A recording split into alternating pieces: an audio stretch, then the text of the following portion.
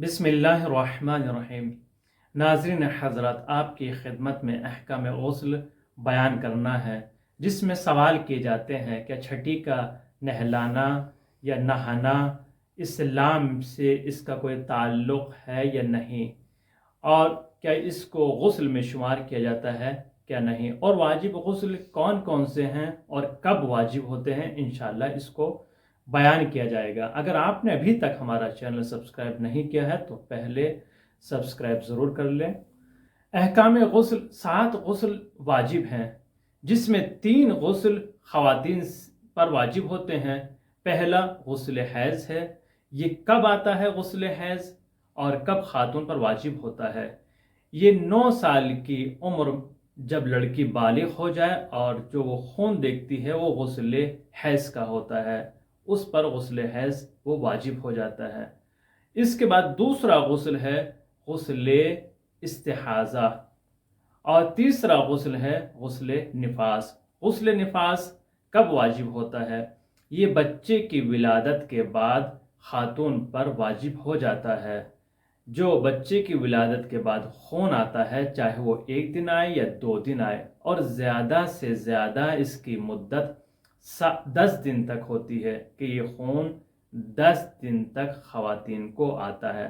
اس کے بعد خواتین کو نہانا ہوتا ہے، جس کو غسل نفاس کہا جاتا ہے، جو واجب ہے۔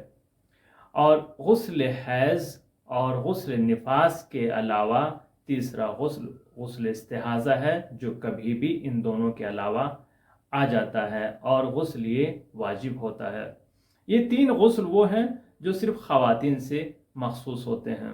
اس کے علاوہ جو 4 غسل ہیں وہ مرد اور عورت دونوں پر واجب ہوتے ہیں۔ غسل جنابت مرد اور عورت دونوں پر واجب ہوتا ہے۔ غسل مس میت مرد اور عورت دونوں پر واجب ہوتا ہے، اور غسل میت مرد اور عورت دونوں پر واجب ہوتا ہے، اور غسل نذر عہد قسم وغیرہ کے لیے یہ بھی دونوں پر واجب ہوتا ہے۔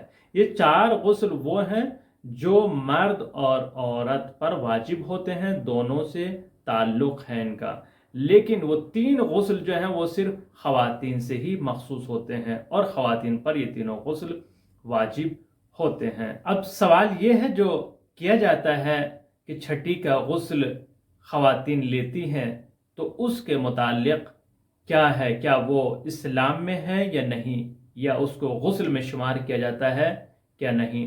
اس کا تعلق نہ اسلام سے ہے اور نہ احکام غسل میں بیان کیا گیا ہے، بلکہ وہ ایک رسم ہے جو زمانے قدیم سے چلی آ رہی ہے۔